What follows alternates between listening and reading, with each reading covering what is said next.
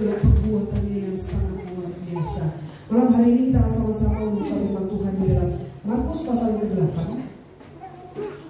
Markus pasal ke-8 ayat yang ke-22 sampai ayat yang ke-26. Markus 8 ayat 22 sampai ayat yang ke-28. Sudah ketemu? Markus 8 ayat 22 sampai ayat yang ke-28. Sudah, saya akan bacakan dari firman Tuhan. Yesus menyembuhkan seorang buta di Betsaida. Kemudian tibalah Yesus dan murid-muridnya di Betsaida. Di situ orang membawa kepada Yesus seorang buta dan mereka memohon kepadanya supaya ia menjamah dia. Yesus memegang tangan orang buta itu dan membawa dia keluar kampung. Lalu ia meludahi mata orang itu dan meletakkan tangannya atasnya dan bertanya, "Sudahkah kau lihat sesuatu?" Orang itu memandang ke depan lalu berkata, "Aku melihat orang sebab melihat mereka berjalan-jalan, tetapi tampaknya seperti pohon-pohon." Yesus meletakkan lagi tangannya pada mata orang itu, maka orang itu sungguh-sungguh melihat dan telah sembuh, sehingga ia dapat melihat segala sesuatu dengan jelas. Sesudah itu Yesus menyuruh dia pulang ke rumahnya dan berkata, "Jangan masuk lagi ke kampung." Bapak Ibu Saudara sekalian, peristiwa penyembuhan ini hanya diceritakan oleh Markus, dan ada sesuatu yang khusus di dalam kejadian ini. Kalau kita lihat yang pertama ya, dalam Markus 8 ayat 22, di sini ada seorang buta yang dibawa kepada Yesus oleh teman-temannya, ya, dengan harapan Yesus menjamah orang buta ini. Ya, jadi ada teman-temannya ini mungkin berasal dari Betsaida. Dia membawa karena di Betsaida banyak orang mendengar Tuhan melakukan mujizat yang luar biasa, sehingga ketika orang ini melihat apa yang dilakukan oleh Yesus, mujizat yang dilakukan oleh Yesus, maka teman-temannya ingat, "Oh ya, saya punya teman sedang sakit, buta, tidak bisa melihat."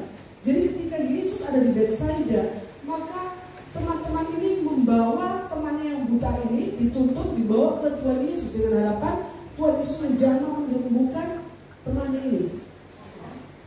Kita dapat melihat iman orang-orang yang membawa orang buta tersebut. Mereka tidak meragukan bahwa satu jamahan tangan Yesus itu akan menyembuhkan penglihatannya. Teman-temannya pasti sudah mendengar, ya, sering mendengar mujizat yang Tuhan kerjakan di Betsaida. Oleh sebab itu mereka membawa temannya kepada Tuhan Yesus untuk mendapatkan kesembuhan. Tetapi kita coba lihat apa yang Tuhan Yesus lakukan. Yang pertama kita lihat Tuhan Yesus menuntut orang buta ini keluar kampung. Ya, jadi sebetulnya judulnya tadi kan perimaknya ada Tuhan Yesus menyembuhkan di Betsaida. Tapi kenyataannya tidak seperti itu. Kita lihat Tuhan Yesus menuntut orang buta itu keluar kampung. Ya. Di sini Tuhan Yesus menuntut orang buta itu tersebut keluar dari Betsaida. Ia tidak menyuruh teman-temannya untuk menuntut. Jadi teman-teman yang bawa tadi gak disuruh, "Nih itu teman-teman keluar," enggak. Tapi Tuhan Yesus ambil alih. Tuhan Yesus menuntut orang itu keluar kampung. Mengapa? Tuhan Yesus tidak membawa orang buta ini mungkin masuk ke salah satu rumah yang ada di sana, masuk ke dalam satu ruangan yang tertutup, atau paling tidak di tempat itu aja dia langsung disembuhkan. Kenapa? Tuhan bisa langsung katakan, "Udah, lihatlah kamu." Pasti orang itu pasti bisa langsung melihat. Tetapi kenapa kok Tuhan Yesus malah membawa orang ini keluar dari kampung? Sebetulnya ada tujuan Yesus. Kenapa? Tuhan Yesus bermaksud mengecam Betsaida dengan melakukan perkara-perkara yang besar. Sebelumnya banyak sekali Tuhan Yesus melakukan mujizat di Betsaida. Tapi kita melihat apa respon dari orang-orang di sana. Mereka kalau kita melihat ya di dalam Matius pasal yang ke-11 ya, Matius 11 ayat 21. Matius 11 ayat 21 mengatakan 11 ayat 21. Celakalah engkau Korazin, celakalah engkau Betsaida, karena jika di Tirus dan di Sidon terjadi mukjizat-mukjizat yang telah terjadi di tengah-tengah kamu, sudah lama mereka bertobat dan berkabul. Jadi ketika Tuhan Yesus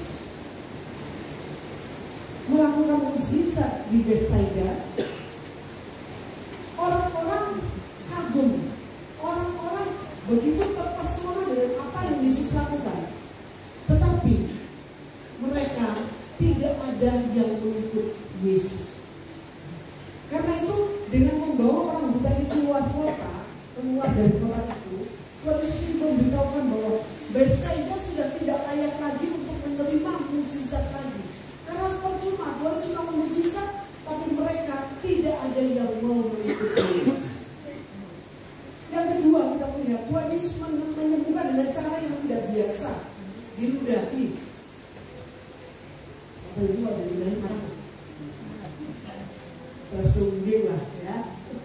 Oh diplerokin, nggak diajak ngomong, nggak dilihat aja udah tersungging ya. Apalagi diludahi. Tapi dalam peristiwa ini, penyembuhan ini kita dapat memperhatikan bahwa Yesus menggunakan sebuah tanda yang meludahi mata orang buta itu, meludah ke dalam matanya. Kata beberapa orang, menurut logika kita,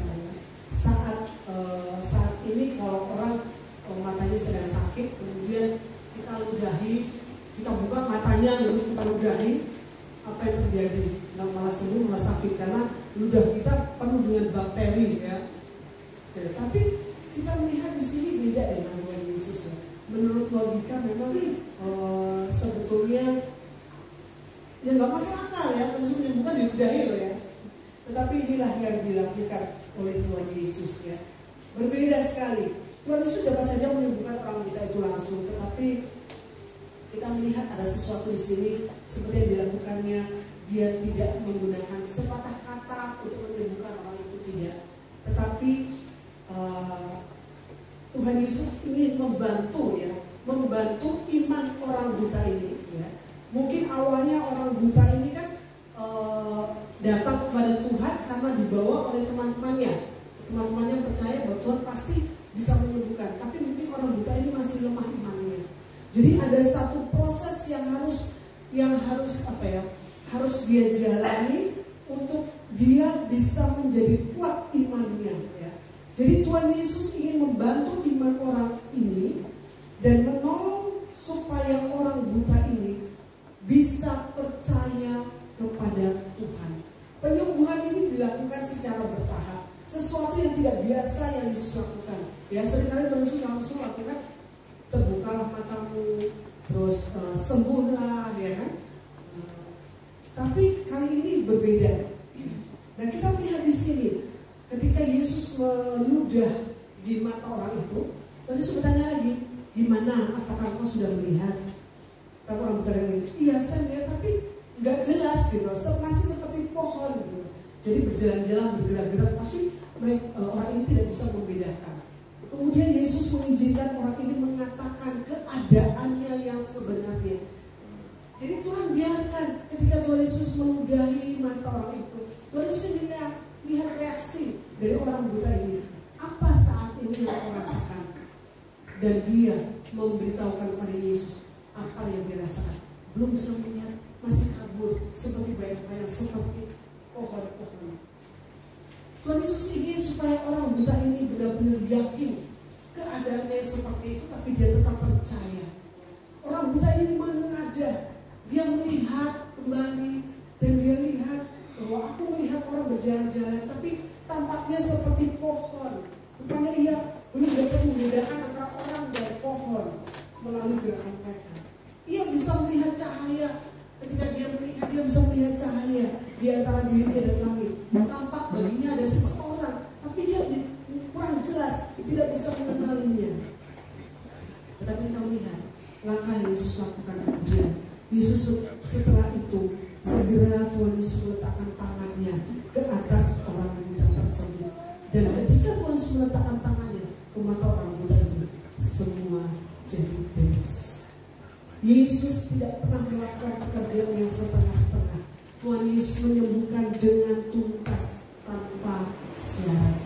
Tuhan Yesus meletakkan tangannya pada mata orang buta itu dan menghilangkan kegelapan yang masih tersisa. Kemudian kita melihat terus menyuruh orang buta ini melihat lagi. Sekarang coba kamu lihat ke depan lagi. Ketika orang buta itu melihat ke depan, satu hal yang dia lihat adalah Yesus. Pertama kali dia bisa melihat, dan pertama kali yang dia lihat dengan jelas adalah Yesus. Bapak Ibu Saudara sekalian dalam Tuhan, Markus menuliskan mukjizat ini untuk menunjukkan bahwa Yesus Kristus punya banyak cara untuk menolong siapapun juga, menolong manusia yang mau percaya kepada Dia. Tuhan Yesus melakukan mukjizat ini karena Ia berkuasa, dan sekali lagi Dia punya banyak cara, tidak terbatas hanya dengan satu cara. Pemeliharaan Allah memiliki tujuan akhir yang sama, yaitu walaupun dengan cara yang berbeda, tapi Tuhan ingin akhirnya memulihkan iman kita untuk semakin kuat, untuk semakin percaya kepada Dia. Oleh karena itu Bapak Ibu Saudara sekalian, jangan pernah kita membatasi kuasa Tuhan dengan pikiran-pikiran kita yang terbatas, ya. Seperti tadi kesaksian saya juga sempat galau, kok semua yang benar. Saya aja operasi jam 6 paling jam 9 sudah selesai.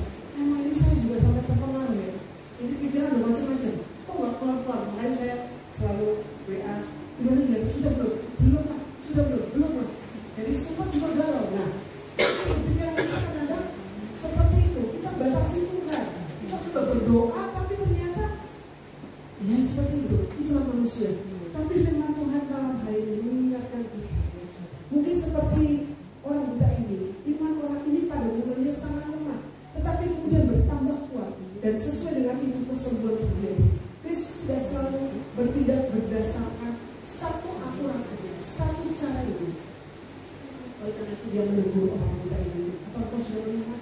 Dan pada akhirnya orang buta ini boleh sadar, iya, aku sudah melihat dengan jelas. Dan yang terakhir yang Yesus lakukan ketika orang ini sudah sembuh, Yesus katakan, jangan masuk ke kampung lagi, jangan kembali lagi. Jadi Tuhan Yesus menyuruh orang itu tidak masuk ke dalam kota itu lagi, karena mungkin di sana,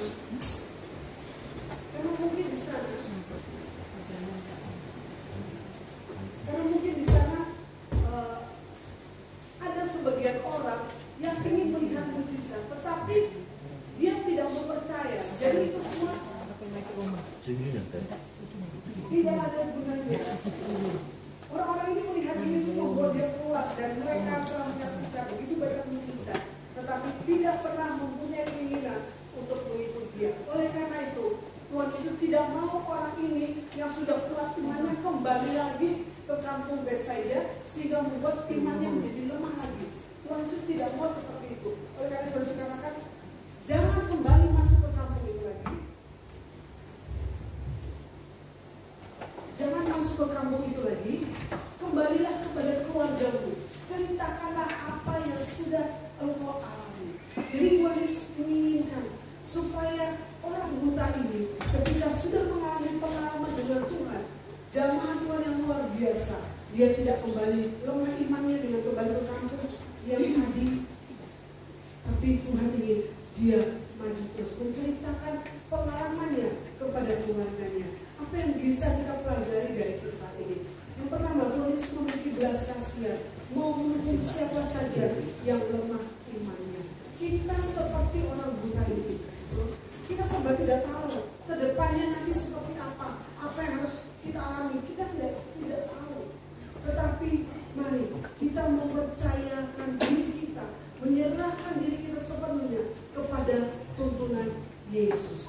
Kita tidak bergantung pada iman orang lain, iman teman-teman kita, tidak, tapi kita mau bergantung kepada Tuhan sepenuhnya, sehingga kita menyerahkan hidup kita sepenuhnya kepada tuntunan Tuhan, dan biarkan Tuhan menuntun kita, biarkan Dia memegang dan menuntun tangan kita. Tangan Tuhanlah yang akan membawa kita, tangan Tuhan yang akan memulihkan keadaan kita. Oleh karena itu, mari jangan pernah kita membatasi masalah. Yang kedua, Tuhan Yesus punya banyak cara dalam menolong kita. Jangan batasi Allah dengan pikiran kita yang terbatas. Kalau dulu Tuhan menolong kita dengan cara A, saat ini ketika kita ada masalah, jangan anggap Tuhan akan menolong kita dengan cara yang A. Tidak, Tuhan punya banyak cara. Ada cara B, C, D, dan sampai Z. Tuhan punya banyak cara. Jadi jangan pernah kita pakai satu cara. Kita patokan bahwa Tuhan, kalau Tuhan dulu tolong saya seperti ini, maka sekarang Tuhan juga pasti akan tahu dengan cara seperti ini. Tuhan juga punya pola yang sama, karena Dia Allah yang Maha Kuasa, Allah yang Maha Besar. Yang ketiga, Tuhan Yesus tidak selalu pakai cara yang instan. Kadang harus melalui proses yang pelan dan pasti. Jadi tidak instan Tuhan menyembuhkan orang itu. Tuhan bisa lakukan, bisa, tapi kali ini Tuhan tidak lakukan instan. Perlu proses. Dalam kehidupan kita juga seperti itu. Kadang-kala harus ada proses yang kita lalui. Tidak mudah, sakit, betul. Tetapi tujuan Tuhan adalah supaya kita punya pengalaman pribadi dengan Tuhan. Kita semakin dikuatkan, kita semakin diteguhkan, karakter kita dibentuk. Mungkin dari kita yang gak sabar, jadi semakin sabar. Saya orangnya paling gak sabar sebetulnya. Tetapi karena saya gak sabar, ya di proses Tuhan sampai dietrek-etrek, sampai dibuktikan kamu bisa sabar gak? Jadi puji Tuhan, Tuhan kuatkan sampai dietrek-etrek, sampai elek. Oh iya, masih bisa sabar dengan saya. Puji Tuhan. Jadi ada maksud Tuhan membentuk karakter kita. Yang keempat, jangan pernah kembali ke masa lalu, karena masa lalu sudah menjadi sejarah dalam hidup kita.